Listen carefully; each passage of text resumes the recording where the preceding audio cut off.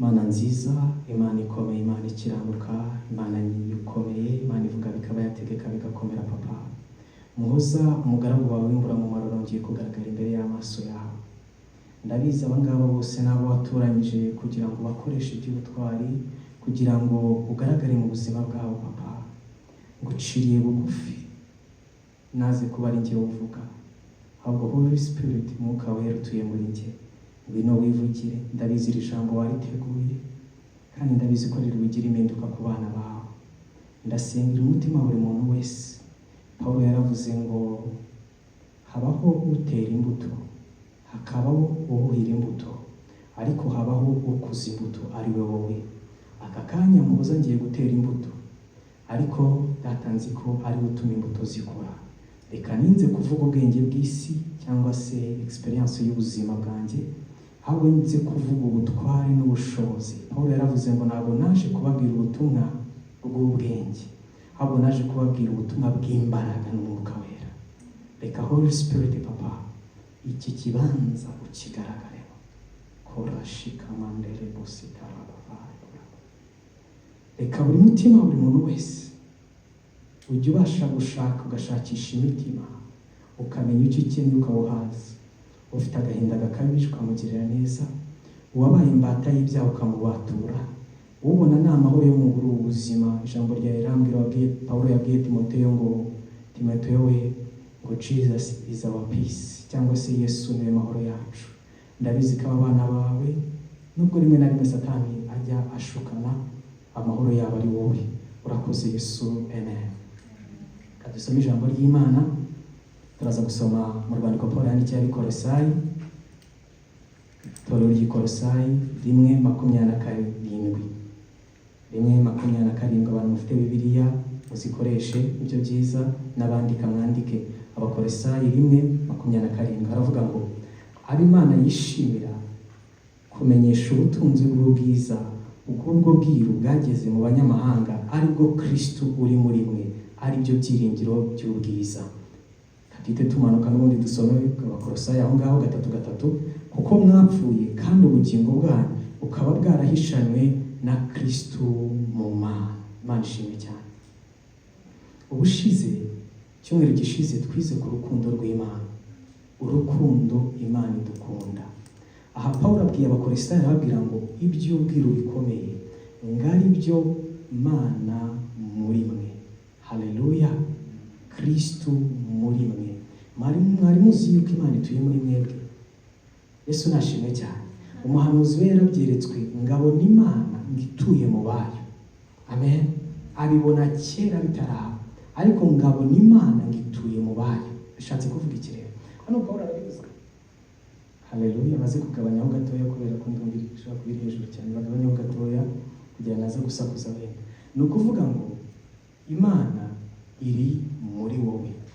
Icyo kintu gishatse kuvuga iki rero? Icyo kintu kirakomeye. Icyo kintu Paulo we akita mystery, cyangwa se akita ubwiru bukomeye cyane, bisobanukirwa na bake. Kuko nuza kureba agahinda gakabije no kwiheba no kureba buri wese akabona hazaza ari hadahari, haterwa no kutamenya ko afite Imana muri we. Imana nishimwe cyane. Haleluya. Ni ukuvuga ngo, narababwiye ubushize, ndababwira ngo buri muntu wese, yaba umugabo n'umugore, yifuza kubana n'uwo bashakanye. Ndabeshya se? Mbaha urugero rworoshye, ndababwira ngo sinzi ko washaka umugore akajya gutura muri Amerika, wowe ugatura mu Rwanda, mugapatana ko mutazigera muhura ubuzima bwose, gusa umugore wawe. Amen.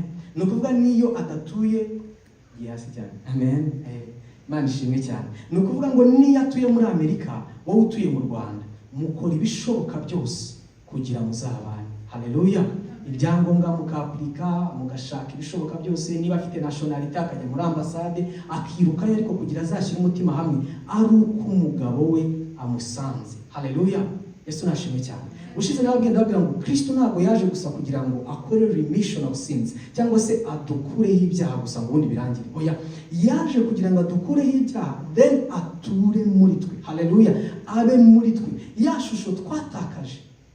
Amen. Kubwa Adamu. Kuko Adamu apfa, nkunda kubivuga bino bintu cyane, kuko niyo principe y'Imana mu buzima bwacu. Amen. Adamu apfa, yatakaje ishusho y'Imana. Amen. Kuba Imana yamubwiye ngo Adamu, nukora kuri kino giti ukakirya no gupfa uzapfa. Ntabwo yari yavuze uru rupfu rusanzwe, oya, yari yavuze icyitwa spirit death, just spiritual death, gupfa kwa ya shusho y'Imana. Amen. Ya yindi uzarebe, niyo mpamvu akimara gupfa bahise baba cast out from Eden. Nibongera kujya bahura na ya Mana buri nimugoroba ngo baganire, kubera ko ya shusho y'Imana yari bari yatakaje. Yesu nashimwe cyane. Ni ukuvuga rero icyazanye Kristo mu isi ni ukugira akora icyitwa remission of sins, kamubwire guhanagurwa ibyaha. Buri muntu wese uri aha ndabizi mwakiriye Kristo. Amen. Kuko nkunda kenshi ntabwo ushobora gusoza iterana navuze ngo tuzamure ibiganza kandi nabahari. Amen. Nuko mubizi ko mwabikoze, ariko ushobora kwibaza kuki nabaho ubuzima bwa Kristo kandi narakiriye Kristo. Ngiye kukubwira ibintu bitera. Mana ishimwe cyane. Ni ukuvuga ngo ni ukutamenya ko Imana ituye muri wowe. Haleluya. Ni ukutamenya ko ubu ngubu ntabwo Imana tukijya kuyisanga mu misozi, oya. Haleluya. Yesu nashimwe cyane. Ngo Daniel we ngo yajyaga asenga ari Babuloni ngakerekeza mu gihugu cy'iwabo. Amen. Kubera ko bari bazi ko Imana yumva aberekeje mu gihugu cy'iwabo, ariko ubu ngubu Imana ituye muri mwe.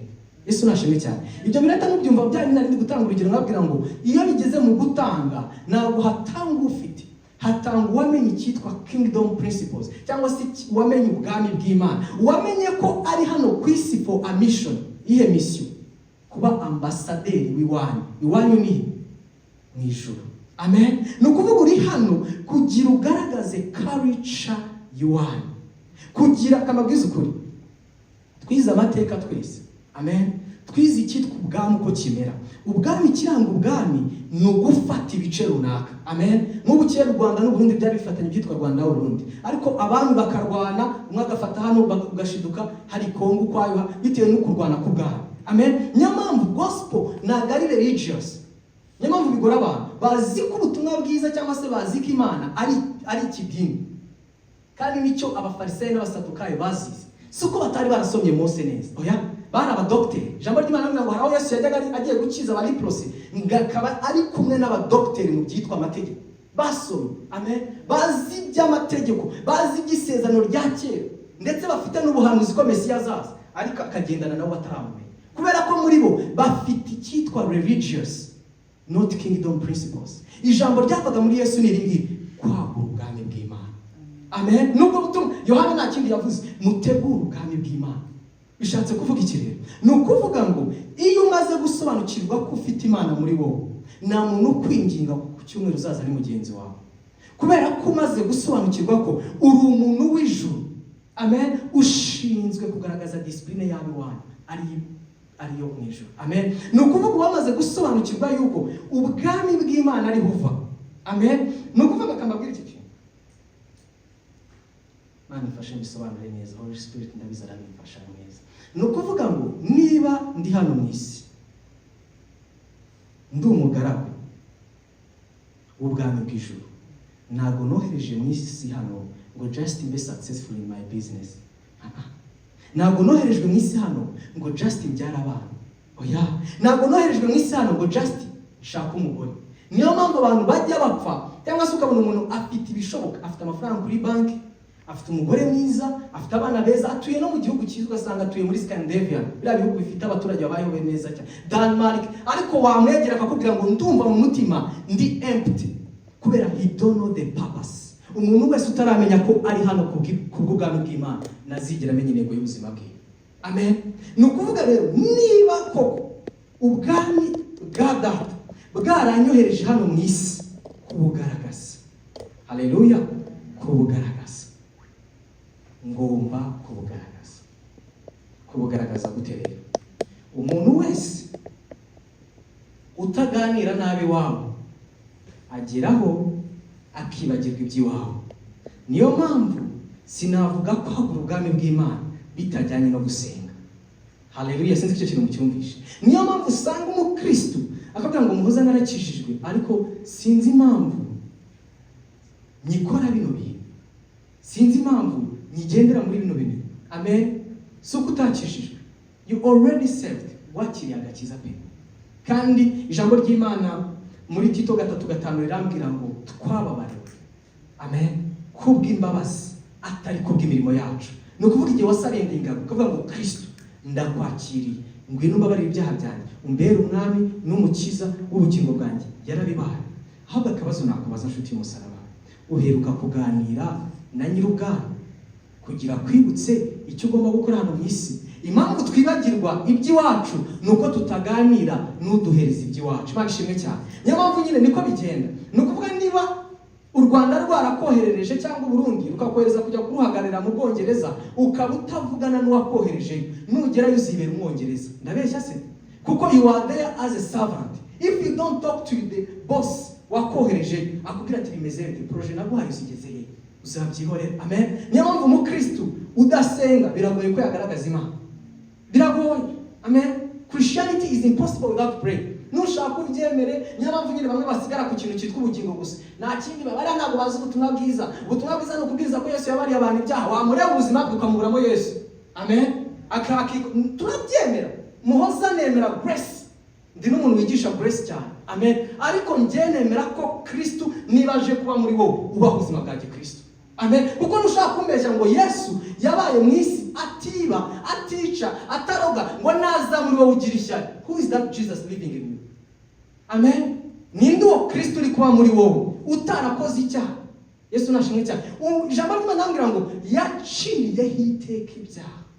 Ubwe yaciriyeho iteka ibyaha. Yesu nashimwe cyane. Uheruka kuganira na boss wawe? Amen. Cyangwa impamvu ubona uko Kristo ugoye, niyo mpamvu bamwe bashobora shaka muhoza we yabishobora ate kuba ari umusore agakomeza kuvuga Imana, nawe wabishobora. Biroroshye. Amen. Narababwiye ngo Christianity it's a lifestyle. Nicyo kitwica. Bamwe bazi ko Christianity ari ukuzana ku cyumweru, naho Christianity ubuzima bwa Kristo n'ubuzima. Nkuko nyine urya ukanywa, sibyo? Ukoga n'ubuzima bw'Imana n'ubwo buzima. N'ubuzima buhoraho. Ntabwo ari ubwo kuwa mbere ngo kwa gatatu buvemo. Amen. Yesu nashimwe cyane. Uwitwa Kristo umwami w'abantu yarafite agahinda gakabije cyane, ngo ari kubira icyo yakivanze n'amaraso. Amen. Kubera ko yaragiye kudupfira, ngo cyari yarafite agahinda mu mutima, kuko ngo yabwiye abigishwa barababwira ngo afata uwitwa Yohana, Yakobo na Petero, ababwira ati mwebwe batatu ndashaka ari tujyane, abandi babe basigaye. Ngo bicumanaho imbere aha, ngo nabo bateze imbere, arababwira ati Petero, ndi kubabara mu mutima, mfite agahinda kenshi. Ababwira ati muguma ahangaha mubane nanjye. Imana nishimye cyane. Ngo Yesu yegera imbere ho gatoye ngahantu haterwa ibuye, niko birivuga, ngo atangira gusenga. Ngo ariko ko yari gusenga, ngo Petero ari kumureba, ngo yabiraga icyuya kivanze n'amaraso. Imana nishimye cyane. Ndagira mbabwire iki kintu, Yesu ntabwo yababaraga kubera imisumari agiye guterwa. Oya, Yesu ntabwo yababaraga kubera ikamba ry'amahwa yari agiye kwambikwa. Yesu ikintu cyari kigiye kumubabaza ni ikintu cyitwa kuba agiye kumara amasegonda makeya atari kumwe n'Imana Data direct. Kuko kuva isi yaremwa ari muri se. Amen. Niyo mpamvu yahoranaga na se, nta cyaha yigeze akora, yari ari muri se. Ariko yari ari kureba iyo shusho yo kuzavuga ngo na masabakitani nayumve. Amen. Nayumve yo kubona se amukuraho amaso, kuko amenyereye ubuzima buri muri se. Nicyo cyamubabaje. Ntimuzagira ngo yabazwe n'imisumari. Amen. Yababajwe n'icyo kintu. Haleluya. Ibyo byose bikoraga ku bwanjye nawe. Yabikoraga kugira bagira abambasaderi ubwami bw'Imana. Tureka guhombera Yesu. Amen. Abantu tubikunda umva kuba narabaye saved njyewe ngibindi si bindebe. Ugomba kugaragaza iwanyu. Amen. Daniel we yaravuze ngo yeretswe ngo abahinduriye benshi kwa bakiranutsi ngo bakanye inyenyeri. Amen. Because they banze kurya batarabona abo babana bahinduka. Banze kurya batarabona abo bigana batabazana gusenga. Amen. Abo ngabo ngo bazakanye inyenyeri. Yesu nashimwe cyane. Haleluya. Imana nishimwe cyane.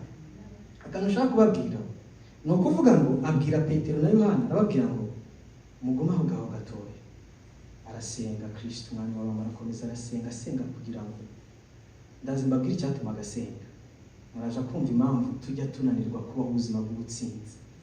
Ngo uko yari ari gusenga, ngo witwa Yohana we ngo barasinzira, ariko ngo noneho agarutse avuye gusenga asanga basinziriye. Biba 2 times asanga bongeye gusinzira. Ubwa gatatu ngaraza arababwira ngo koko wananiwe kwihangana n'isaha imwe. Hari ijambo rikomeye yababwiye riri mu cyongereza ndabikira mu kinyarwanda. Yarababwiye ngo watch and pray, kugira ngo mutagwa mu kigeragezo. Bishatse kuvuga iki? Ikigeragezo kiba gihari, ariko waba uri umukristo wo mu misozi, if you don't pray and watch, you will fall in it. Kuko kusinzira kwa Petero, ni muzi ko yihakanye Imana.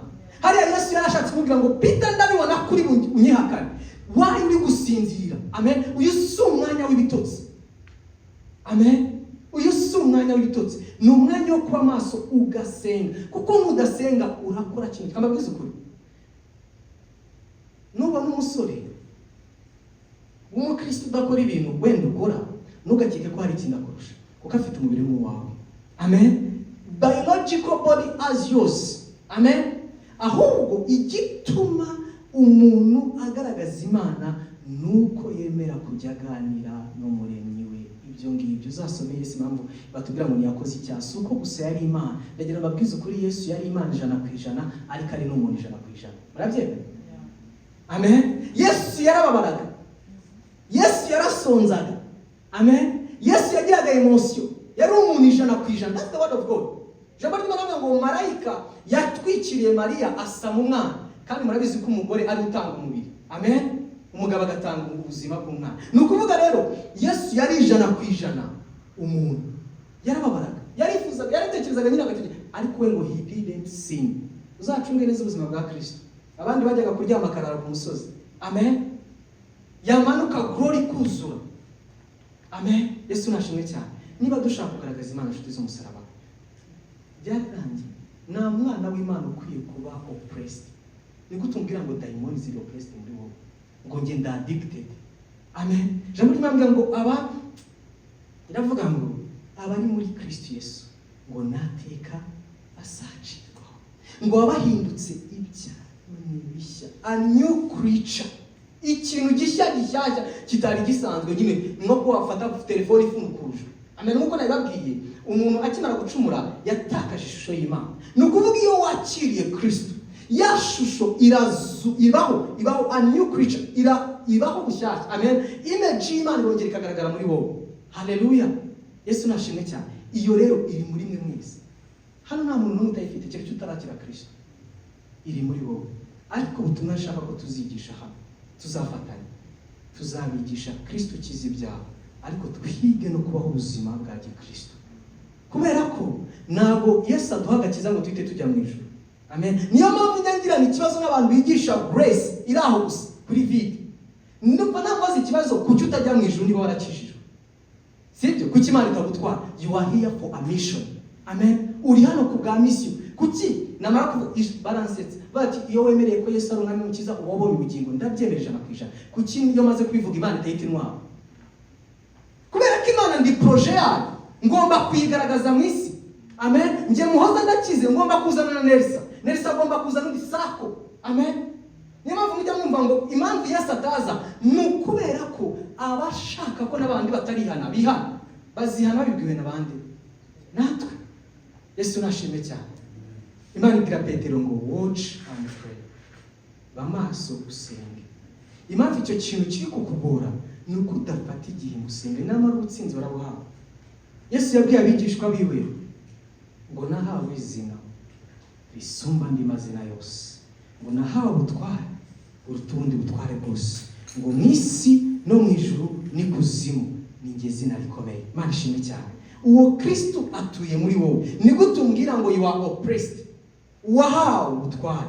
Ijambo ry'Imana rikambwira ngo reka mbwize ukuri, none abitekereza ko hashobora kuba hari na daimon bitera. Hari ijambo ry'Imana rivuga ngo ibi ni byo bimenyetso bizaherekeza abizera. Ako karunda gakunda bizaherekeza abizera, ntabwo ari bizaherekeza profete. Sinzi ko abantu mujya mukumva the believers. Bible says nuvuga ngo wa muntu uvuze ngo Yesu ndakwakiri, you have the ability to cast demons out of a person. Amen. You have nuvuga ijambo accompany, kubera ko ijambo ry'Imana ngo this will be accompanied with wonders and signs. Nukuvuga ngo aba bazaba escort, nuvuga ngo accompany kimwe na escort. Mujya mu escort umusirikare, nuvuga ngo umusirikare ukomeye ahari kugenda abafite escort wiwe. Nukuvuga ngo umwana wakiriye Kristo muri we, umwizera wese aho uri kugenda muri wo ufite imbaraga zo gukasinga demons out. Amen. Niko tumbwira ngo daimon ufite imbaraga zo kuzitsinda atuye muri wowe. Just ni ukutamenya ukuri. Amen. Ngo ibi ni byo bimenyetso bizaherekeza abizera. Who are the believers? Hano hari umuntu n'umutizera ni mwebwe. Bijya bisetsa ukabona umuntu ngo njya apotre runaka atansengeye sindi bukira indwara. Wakubwira ko na wa mwana wavuze ngo Yesu nakwakira mwami umukiza w'ubugingo bwe, wabyakiriye uwo munsi aramutse yizeye yavuga ngo I say iyi kanseri ikiri gakira, kuko niko Bible ivuga. Amen. Ngo bazarambika ibiganza ku barwayi bakire. Bande ba apotre se, ba apostle, ba bishop? No, the believers. What the believers? Twebwe mwese. Amen. Niba mukwiye kwemera ko dayimoni akubyina ku mutwe arakumva. You can say that I say that you demon, I don't know the name, but ndikumva ikirere cyawe, in the name of Jesus I cast you out. Byonyine itahunga niyita, kubera ko hari abantu basetse hari abantu bazi ko kwirukana dayimoni biterwa ngo n'umunyamavuta. Wari wamwumva yirukana ngo mwizina rya Muhoza ndakwirukana. Why? Nushaka usenga ayimisi 70, you don't have the name that can cast demon, because your name is not Jesus. Amen. Igifite ubushobozi si Muhoza warayisenga, nuko mutabyumva. Igifite ubushobozi ni izina. Amen. Igifite ubushobozi sa apotre uzana akagira gutya mwese mugatembagara. That's not. Niba nabisobanukirwa gutembagara siwe, it's the Holy Spirit. Now bisobanukirwa you can do it. Amen. Yesu nashimwe cyane. Nuko kuda numara gusobanukirwa ibintu, hari ibintu bita kumva ngo umwana w'Imana ufite ubwoba. Ngo nabonye imiserebanya muri ngiti, ngo nabonye imiserebanya. Ugasanga umwana w'Imana afite ubwoba. Wasobanukiwe ko Kristo atuye muri wowe. Kabasome no jambo mu ngiye gusoza. Mwibwira bwabo bamugira nawe. Kabasome no jambo mu.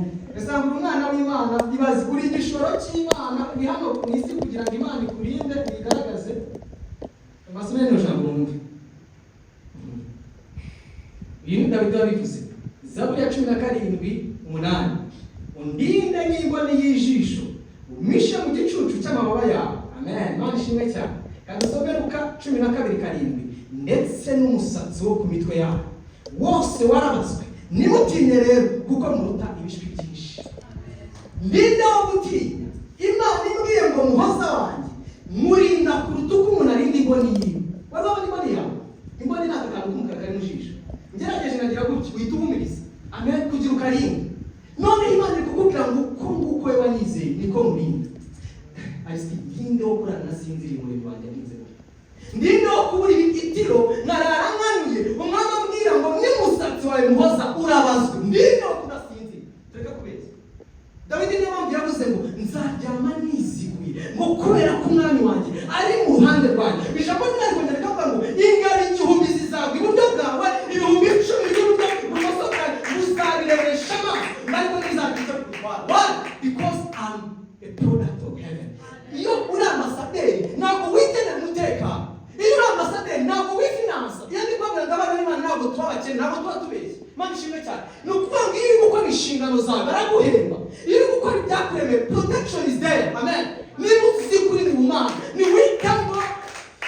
witambo ndabaho gute, because you have to live, because you are doing what was created. Ntabwo witambo umuroza arandoga. Who is that one? Who? Ninde? Ijambo ry'Imana ngo umwami witwa Herode ngo aritora ngaravuga. Ngo aravuga ngo abantu baravuga ngo uyu muntu avuze n'Imana. Ngo Imana birayibabaza ngitegeka marayika ndamukubita urushinga itahinduka. Iyo niyo Mana mwizeye. Iyo niyo Mana mwiringiye. Who am I not to sleep? Who am I to be afraid? When my Lord is on my side, nzajya ngenda nizigamye, nzajya ngenda nezerewe. I will protect them. I will keep them protected. Yesu nashimwe cyane. Urarinzwe shira ubwoba hasi. Haba ukora misi Imana yakuremeye gusa. Kuko ngo n'umusatsi wawe uzi ko ari umusatsi wawe wowe wakubwira ngo ari umusatsi wawe, ariko Imana yabihabuze. Nta kintu gishobora kubaho. Witwa Paulo aravuze ngo n'ibigeragezo ngo mwari muzi ko Imana idashobora kugerageza ikintu utakihangana. Kuko Imana ni umubyeyi, ntabwo yakwikoresha 500 kandi ibisi utabishobora. Niyo mpamvu abantu batsindwa n'ibigeragezo baba babuze kakabwitwa gusenga gusa. Naho iyo usenga ikigeragezo cyose cyaza byagenze gute? Ijambo ry'Imana ngo Kristo amaze gusenga ngo marayika w'Imana ngo yahise amanuka ngamwongerera imbaraga zo kwihanganira umusaraba. Bishatse happens in our life when we pray, because Imana ntiyaduha ibigeragezo biruta uko kungana. Ni ukuvuga nubwo napfusha abantu bose, hari imbaraga zatuma mbyihangana. Niyo Yesu yabwiye ngo watch and pray, kuko nabizi ko mwaratsinze, autorite narayibahaye, muri abatsinze. Amen. Tujye gusoza. Kurashika mandere kositara, mandere kosa, mandere koshata, basebandekere mandera bashata, ora katara basita. Manishimwe cyane.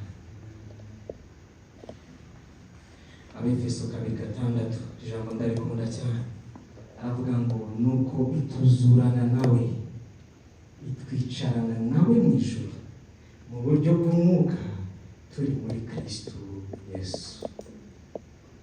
Si Bibiliya dusomye ngo nuko ituzurana nawe, itwicarana nawe mu buryo bw'umwuka muri Kristo Yesu.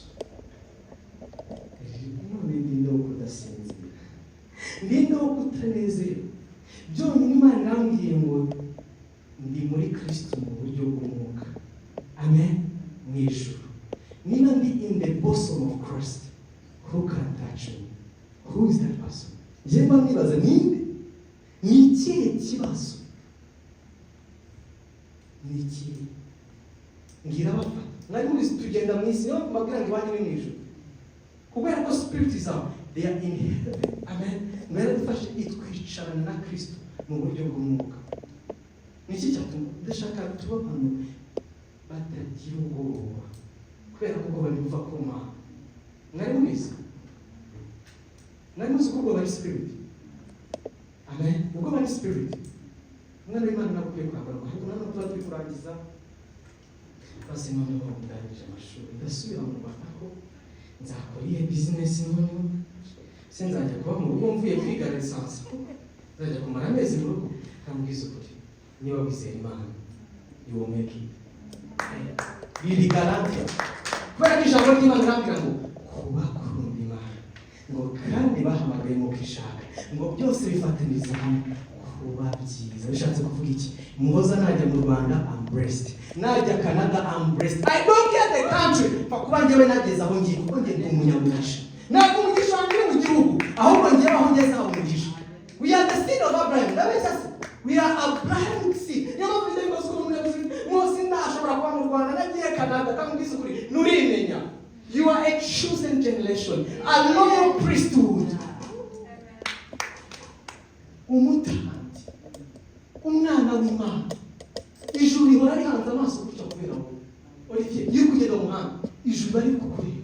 There is no accident can be. Nubwo ndi ngo accident, ijuru bari hanze amaso y'iki. Kandi bakandi ibintu by'ibita paso. Ureka kuvuga ngo Imana ikutura twese mwinshi. Imana ikureba mu hose. Amen. Imana ikureba Aristide. Amen. Bakumva bigire mu kazi n'ahandi. Ijisho ry'Imana bari kureba. Umwana wanjye ntacyo muvuga. Umwana wanjye ntacyo muvuga. Kuko waramwakira. You are a product of God.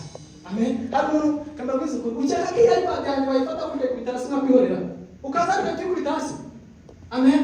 Ninde wafata ubuzima bwawe ngo bushwanyuze guturu w'Imana? Who is that? Be fearless in the spirit. Amen. Turasoje tugiye gusenga. Ndabasaba umuhaguruke musenga. Ugiye gusenga utitaye uwo mwegera.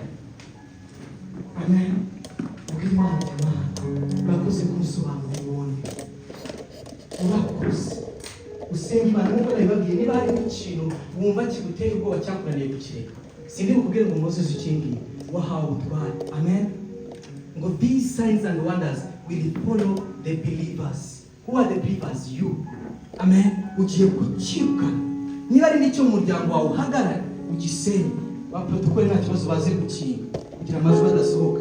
Ariko ndagusaba nurebe mugenzi wawe mwicaranye. Ibi ni ibyo ku giti cyawe. Niwite ko muhagarara. Wisenge, senga Imana. Kadusenge Imana. Imana nziza, Imana ikomeye, Imana ikiranuka, Imana y'ukuri papa. Dati ijambo ryawe ratubwiye ngo imisatsi yacu yo ku mutwe irabaze papa. Leko sikaraba mandere go sikataraba bari gosoraba. Nakibasha kukunanira mwami. Turi imbere y'amaso yawe papa. Reba ibintu byose byari bimeze n'ibidutera ubwoba, ibyari bimeze n'ibituru ibiturwanya, hagurukira kubirwanya papa, hagurukira kubiburanya mwami Yesu Kristo. Ijambo ryawe ryatubwiye ngo watwicaje mu buryo bw'umwuka muri Kristo Yesu mu ijuru. Papa, niki gikwiye kudutera ubwoba? Data, niki gikwiye kuturwanya? Kuba duhaye ubutsinzi, wabwiye abigishwa bawe ngo nahawe izina risumba andi mazina yose, ngo nahawe utware utundi butware bwose. Papa, leko sikaraba mandere boshata, mandeko tereko sikaraba. Nucike intege gusenga, senga Imana yahawe otorite. Mandeko tereko sikaraba, mandekere boshikaraba barboraba, yamaniko sandere boshaka, leko tereko sikaraba, manderi boshakaraba barboraba. Papa, turaburiza imitego y'abadayimoni. Ijambo ryawe ryatubwiye ko twahawe ubutsinzi, ijambo ryawe ryatubwiye ko twahawe ubutware. Ntabwo twebwe aho tugiye niho hari umugisha, ahubwo twebwe aho tugiye hari umugisha, kubera ko turi abanyamugisha. Ola sika mandere bosotoraba, mandeka ribosheketele kota, lekotele komandere bositaraba. Reka ibitero by'abadayimoni papa, ijambo ryawe rirambwira ngo bazaterana ariko ntabwo uzabateranyije. Mandekotele kotila gasakata, mandekele boshikara basetele bonama, lebosita mandere boshata. Papa, turaburiza bona okare moshandekele bositara, mola katele bobayo sotorabasha. Urakoze Yesu, urakoze nawe.